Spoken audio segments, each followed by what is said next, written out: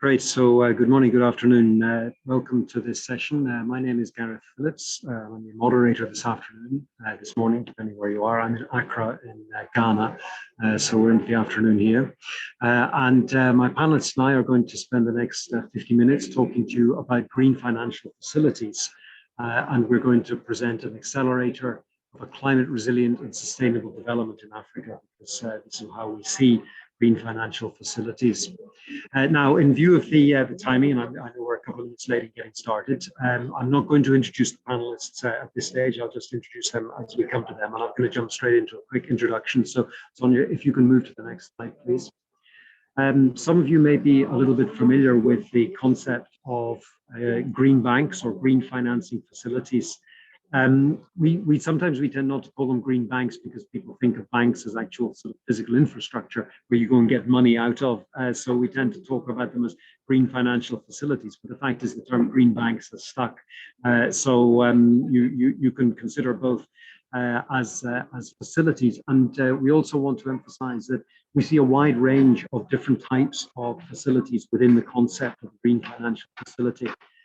Starting with those that simply offer grants or technical assistance and are relatively simple, through to things that are much more complex and offer a wide range of financial instruments. So this graphic highlights some of the key points, and I'll just take you through some of this before we then go into our speakers, because I think this is a good introduction. So right in the middle, we see a box labeled National Green Financial Facility. And the first thing to point out here is that this can be in a new facility that's specifically created to host these windows, or it can be in an existing facility. And in today's presentation, actually, we have examples of both.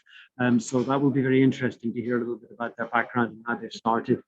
Within this facility, we can often see two windows. First is a non-lending window, and this offers grants, project preparation grants, and technical facility support studies for financial support for technical feasibility studies.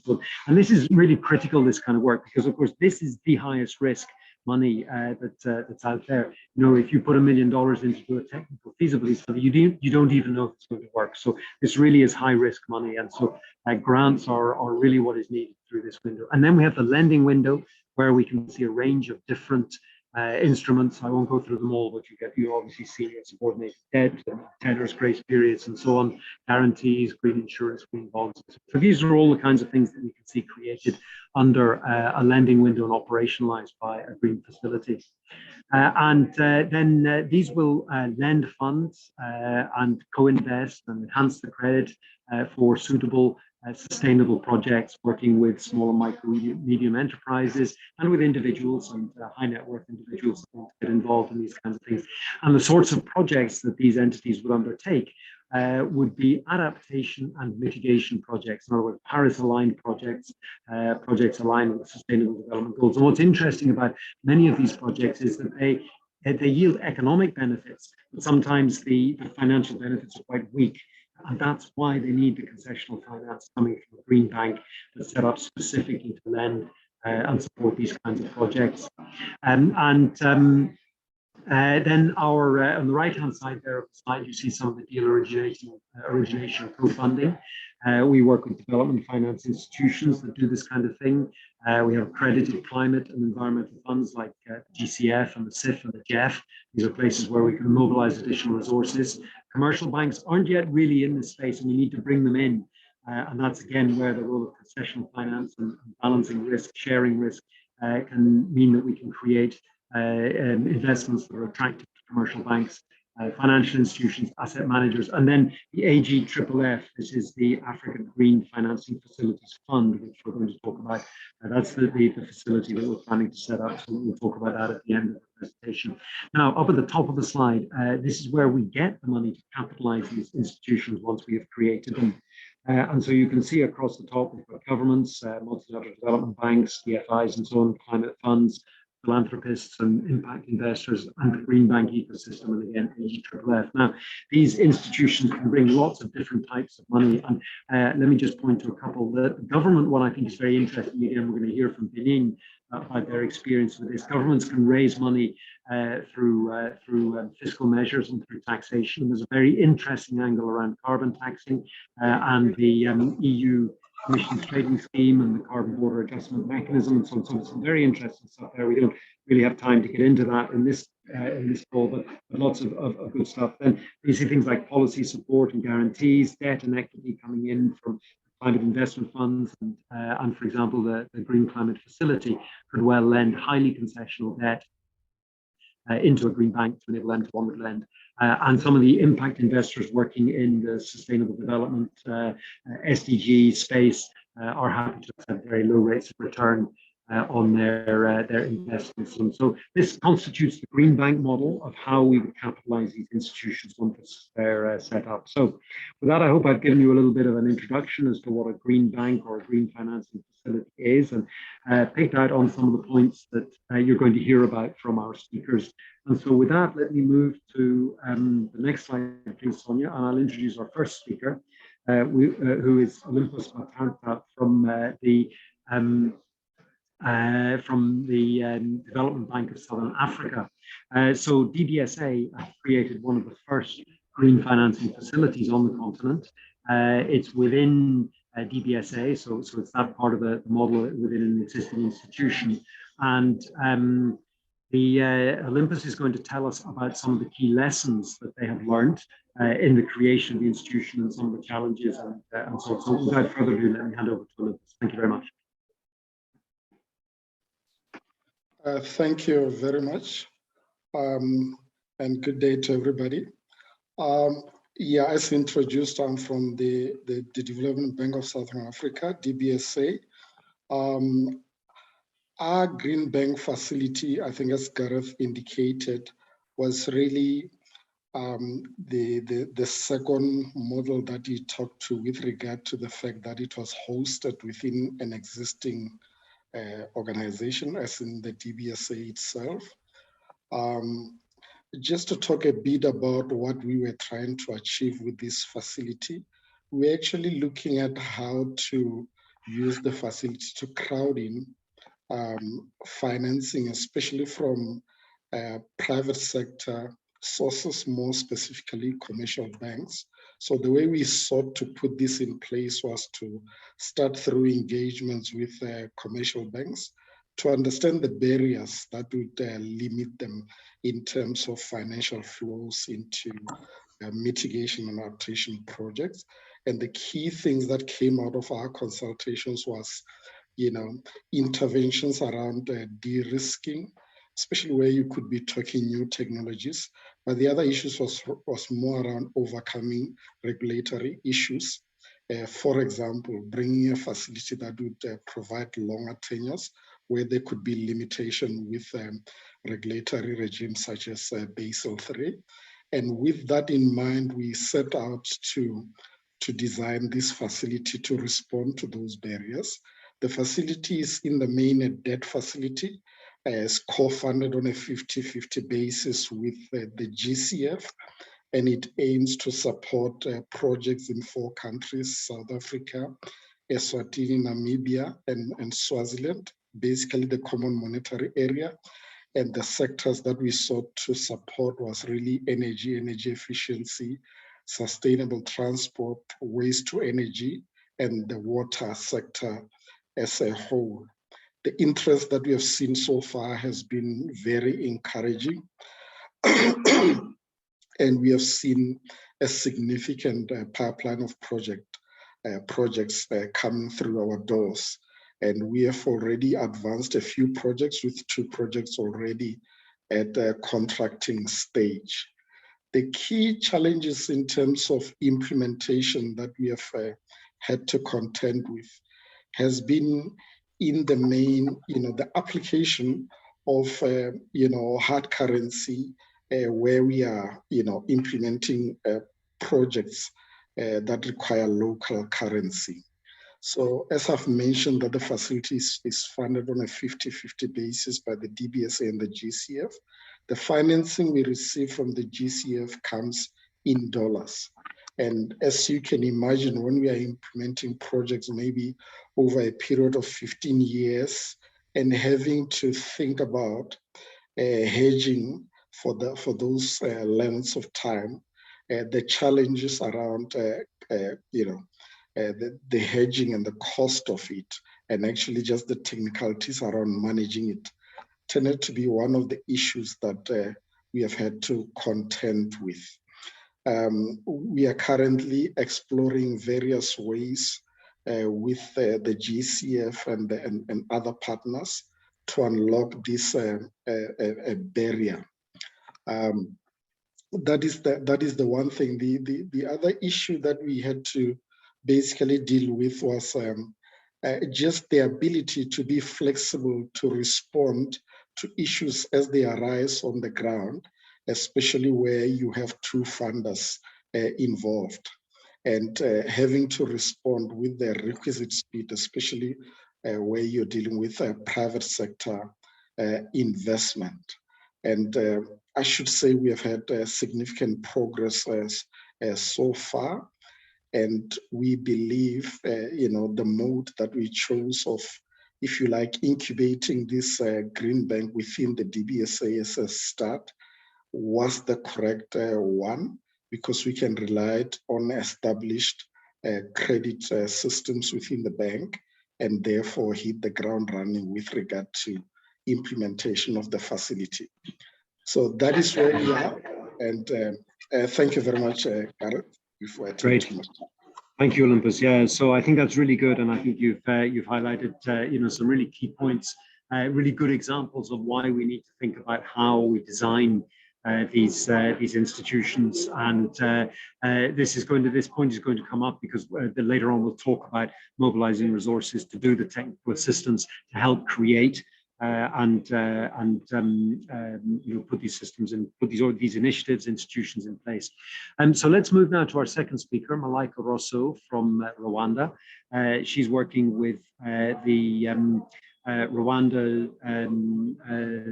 the Bank of Rwanda, sorry, and they are converting the FANURWA fund, which was an environmental fund, into the Rwanda Green Investment Bank. So this is an example of an institution that has built a track record and is now using that to transition to become a fully fledged green financial facility.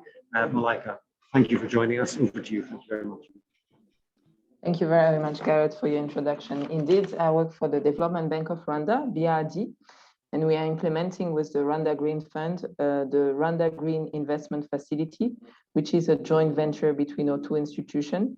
And the objective of this facility is to address the local market gaps in financing of green and climate resilient projects. So we are only targeting the Rwandan market.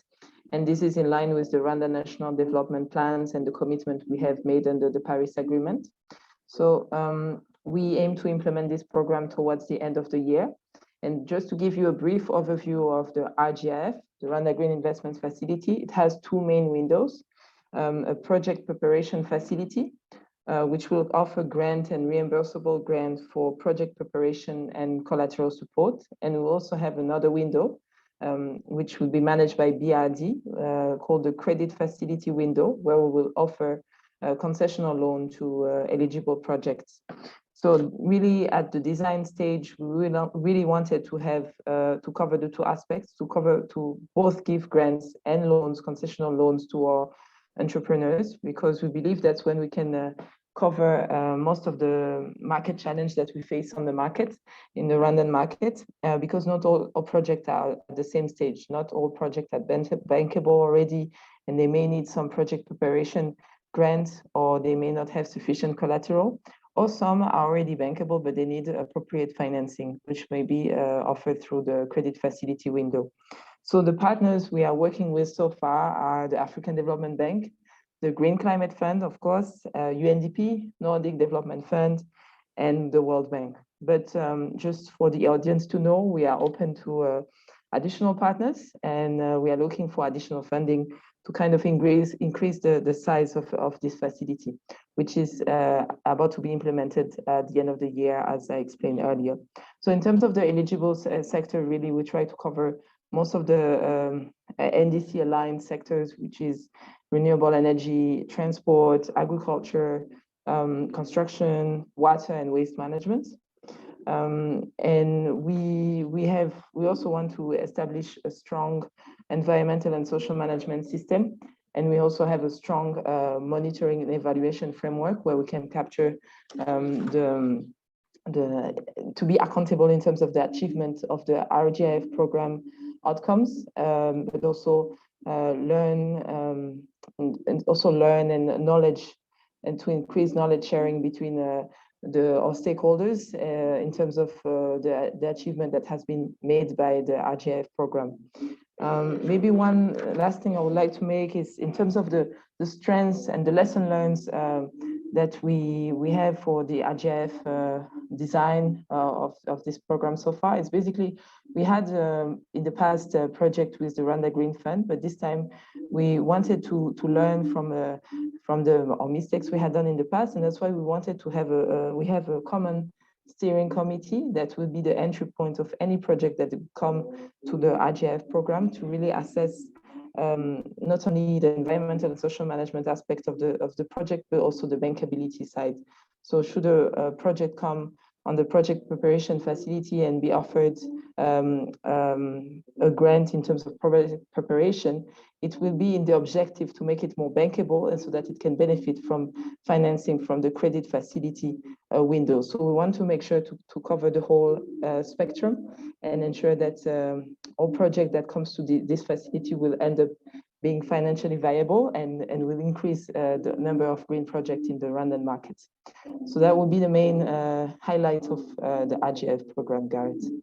Thank you. Great, thank you very much indeed. So that's really interesting. We hear it's very good to hear about some of these examples of the systems and procedures that you need to put in place in order for facility to operate. So the monitoring and evaluation and the ensuring that these projects have good environmental and social performance and so on. And I think there's real scope to help create facilities that are already able to speak to institutions like the Green Climate Fund. Just since you have a minute or so left on the clock, let me ask you, how significant do you think it was or it has been in the preparation of RGIF to have your track record and experience from FNURWA and to have a pipeline of projects that you can already point to? Has that been a helpful element in designing and capitalizing RGIF? Sorry, I was muted. Yes, indeed, it has been at the initial stage. We did a sector mapping of the Rwandan market and the key sector that we could invest, and already have the map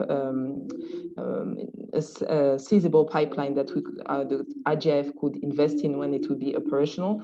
We are arriving to an amount of above $200 million of bankable projects and sectors that we could potentially invest in across the different eligible sectors that I had mentioned: energy, affordable housing, transport, agriculture, water and waste management. So this has been very important in terms of the design of the RGIF to really know what is the demand of the market and where we should come in. Great, thank you so much. This really answers this sort of conundrum of people having money but no projects and projects with no money. And it's a great example of how this kind of initiative can solve that issue. So let's move to our third speaker, Brice Hueton, who's the Managing Director at CDC Benin. So CDC Benin is an existing financial facility that now wishes to create a green financing window. I think what's really, and hopefully what we'll hear from Brice is about how they raise capital from their domestic markets, which then points back to our green model on the slide that I showed at the start. Brice, over to you. Thank you very much. Thank you, Gareth. Thank you. I'm Brice Hueton, as you said.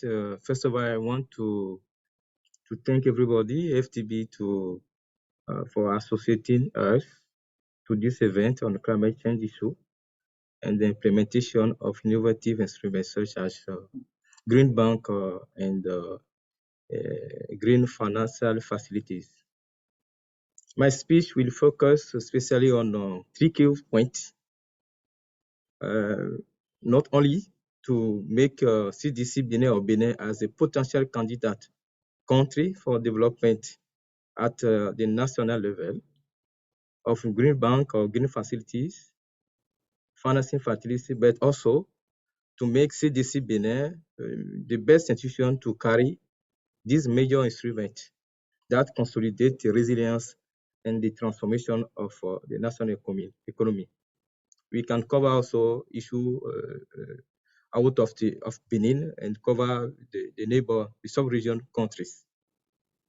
The first point I want to raise is the economic context that characterize Benin with major structural reform led by the government of Patrice Talon, our president, guided by the clear vision of structural transformation of the economy that have in its heart the energy transition issue, and which results are appreciated and perfectly justified by its current and solid fundamental.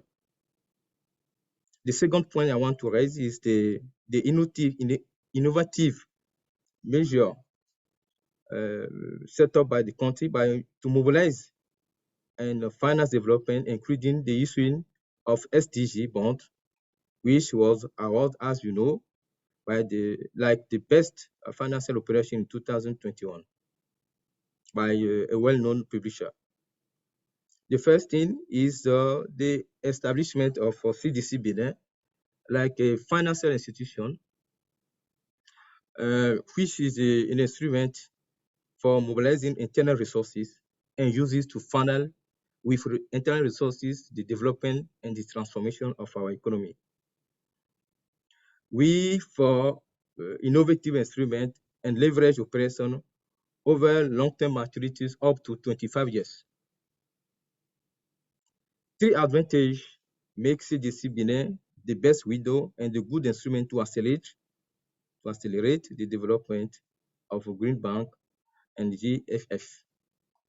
CDC, in his strategy, is a responsible investor, long-term investor with a clear strategy of green and sustainable finance based on a specific and special model, economic model, that has already mobilized more than 1 billion euros after 2 years operationalization.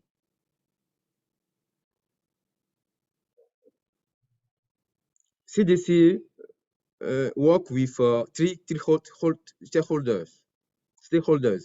We can fund government project, infrastructure, all these things, local government and private sector, especially SMEs. And we cover financial development institution, many sectors, energy, agriculture, agro-industry, renewable energy, digital and social sectors are the field we cover with these instruments. The second advantage is that since last years, after setting up the May policy, we start developing our investment portfolio with a diversified partnership to co-finance with DFIs in the sub-region like EBID, Equas Bank, or BWAD. We also use equity and quasi-equity to fund projects and give also loan on private sector projects with partners, including the largest developers of our special industrial zone, with whom we are trying to install a renewable and mixed energy industrial in this social industrial zone with a goal to reduce, for instance, the cost of energy in a way to strengthen competitiveness of the company which will work in this social zone. The third aspect I want to involve is that CDC have significant potential in terms of natural resources mobilizing to cover the need in terms of financing green projects that requires both specially expertise but also and low cost resources with a green component that CDC Benin does not currently have.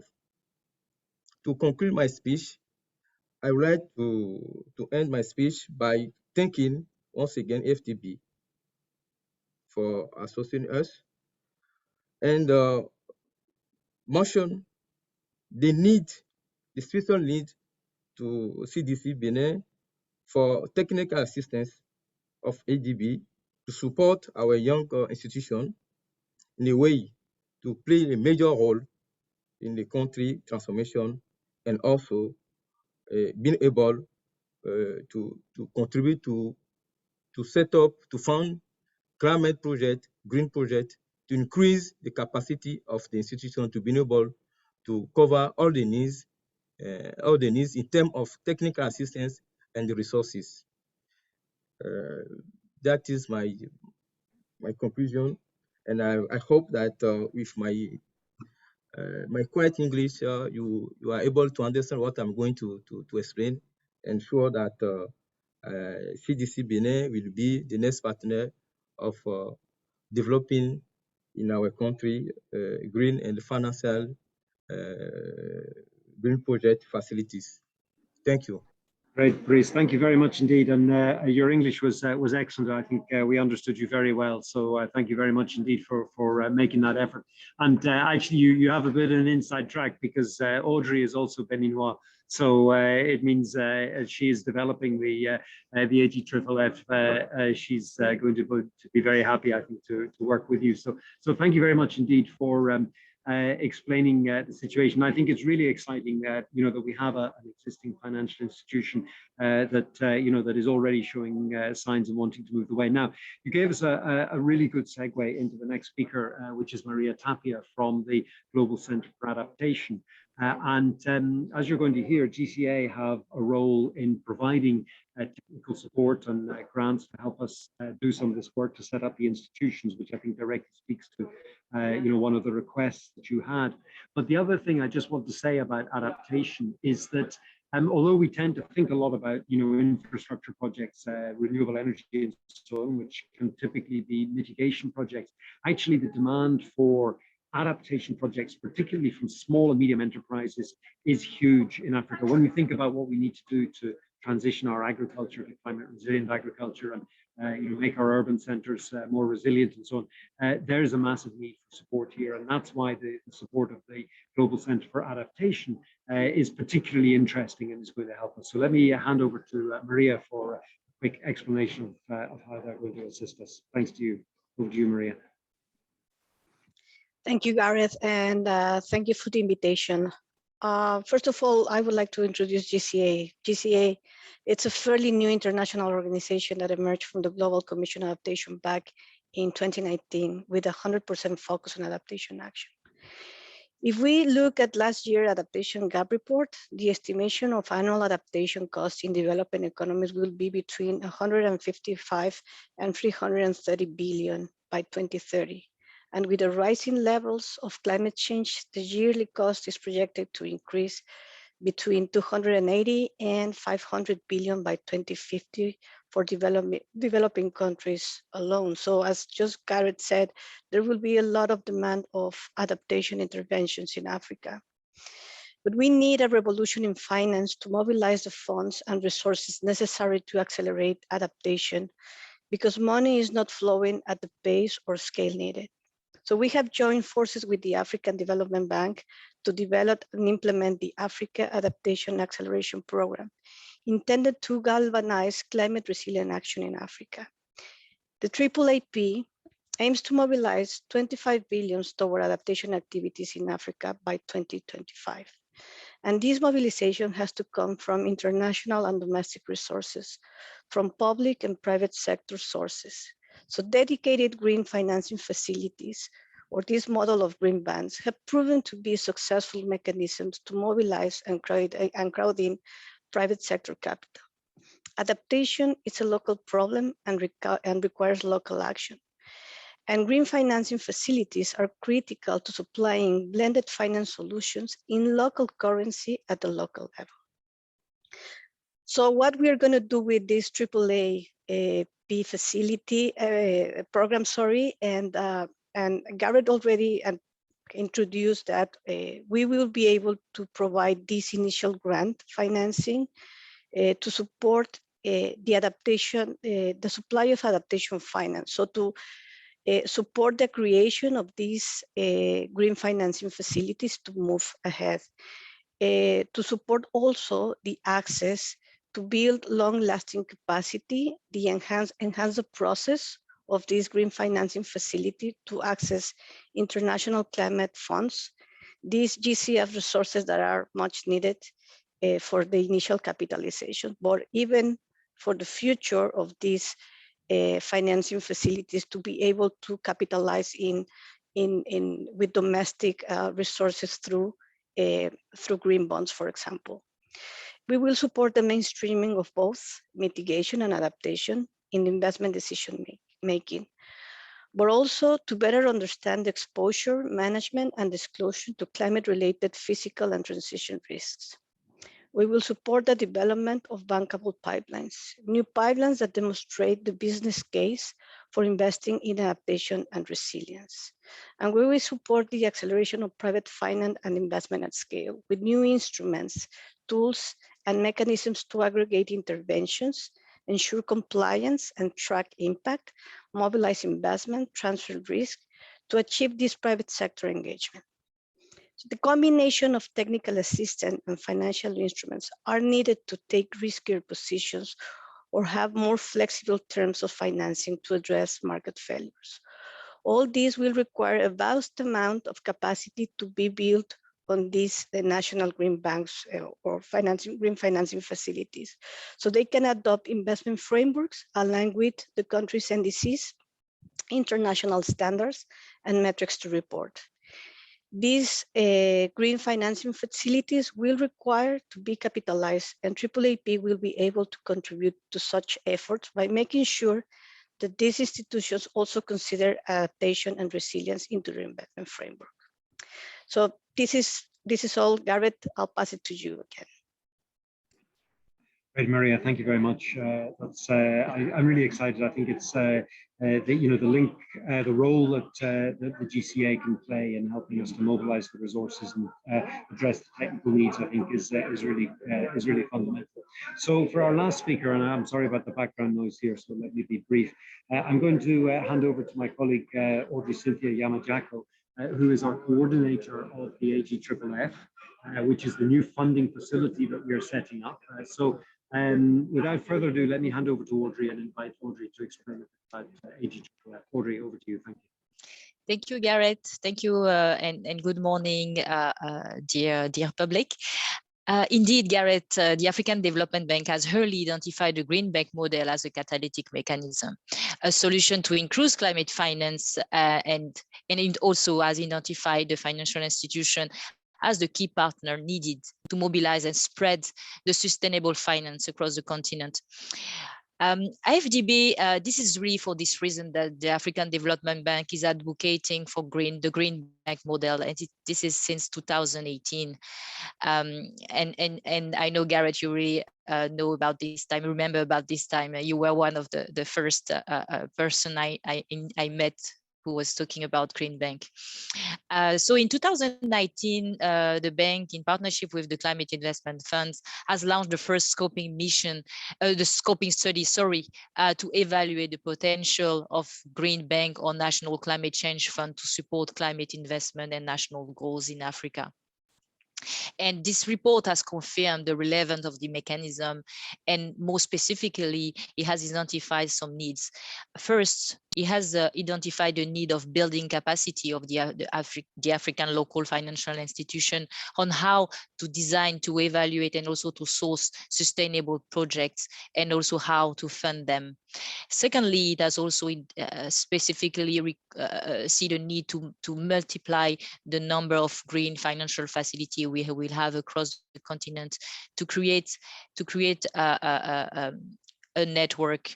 So new green bank created, but also existing local banks who are agreeing to host a green financing windows to support a project of sustainable pipeline. But also by hosting these green financing windows, it will increasingly green their overall pipeline of project. This is what we see. So the second point was to see more and more green bank created, but also financial institutions who are agreeing to host this green facility to green their overall pipeline of project.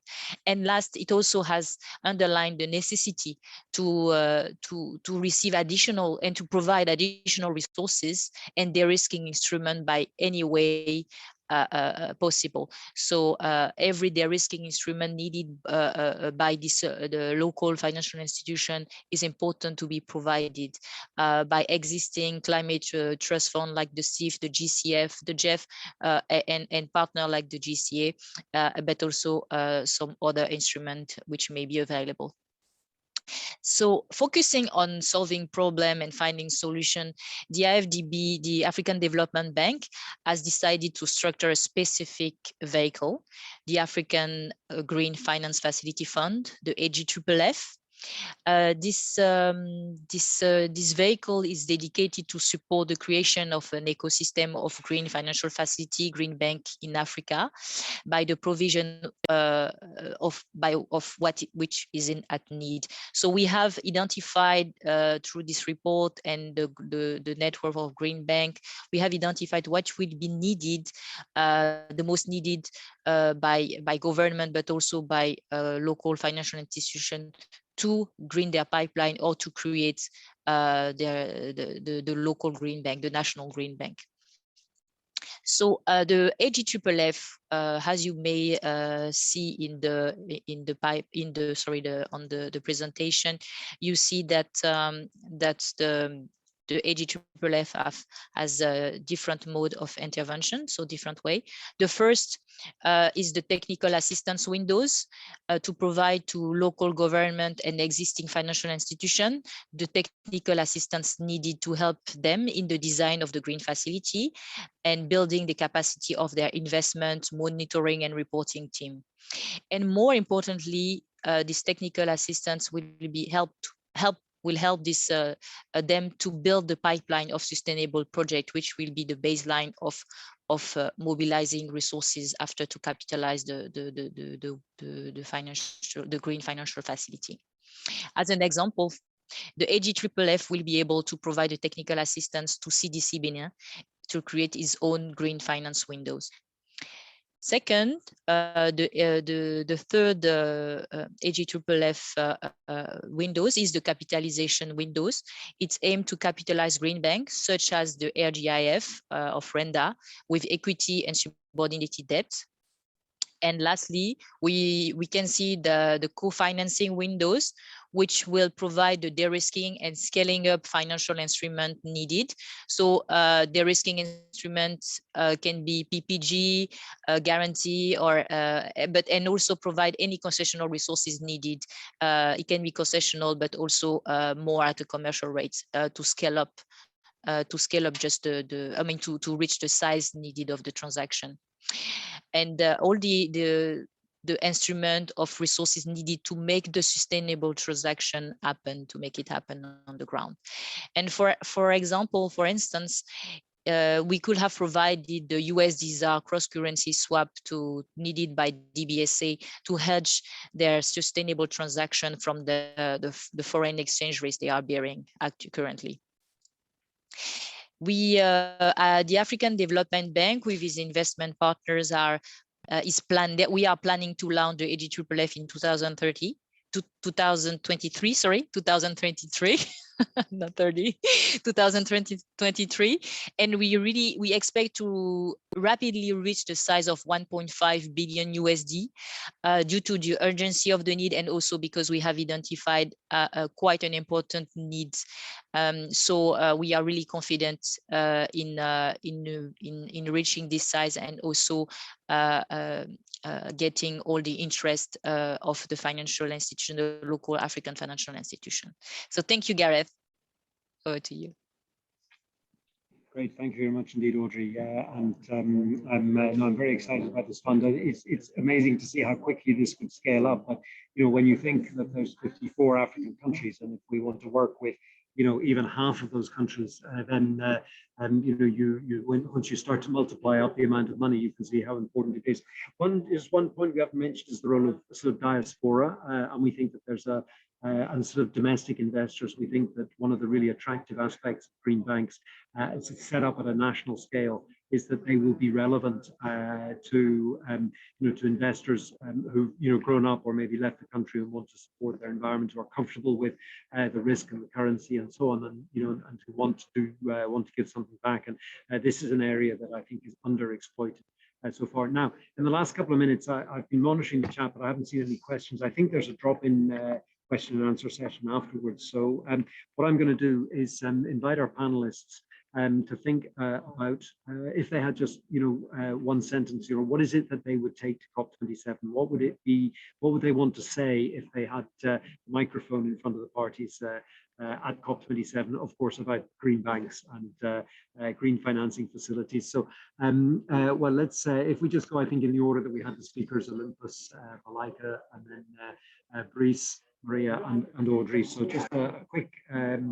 I'll just give you a second, Olympus, to think about what you want to say. Just a quick statement on what you would like to say to the parties about mobilizing finance if you got the microphone at COP27. Olympus, over to you. Thanks, Gareth. I think for me, the key issue would be quite obvious. The making it possible to implement, especially using local currency. I think that is probably a burning issue for many jurisdictions like ourselves.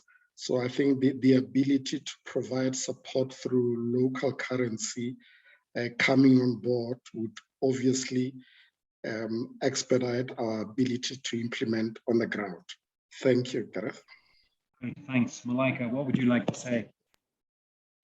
Thank you, Gareth. Well, on my side, in terms of the Rwandan market, we see really a need to have the availability of patient capital. So in terms of VC or private equity fund that will be willing to invest into our green projects, because for now, the market is quite limited, and those projects may require equity investment rather than loans sometimes. And unfortunately, it's not yet available here. Thank you. Great. Okay, so we want some equity coming into the system. Brice, what would you like to say?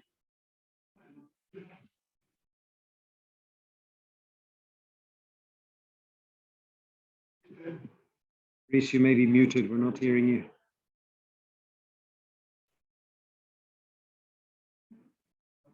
Let me move on to Maria, and Brice, let me know if you want to come in. Maria, what would be your message? Thank you, Gareth. I don't want to repeat what Olympus said,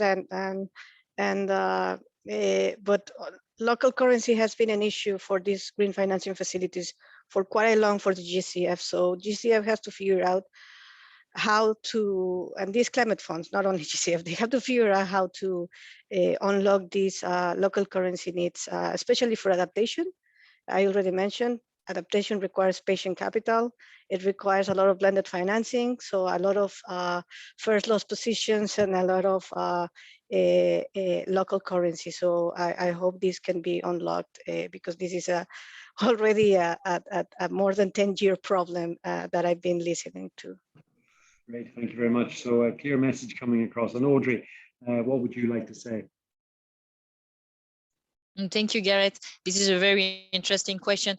Actually, we really see green bank model as the solution to involve private sector. And without private sector, we cannot achieve our sustainable goal. We cannot achieve our climate. I mean, our objective to have a climate and resilient development for Africa. So we really need to involve financial institutions to do so, because they have locally the capacity to involve the private sector. I mean, to help the project recipient, the project owner to develop sustainable, bankable projects, but also to leverage resources domestically, but also internationally. So Green Bank is the solution.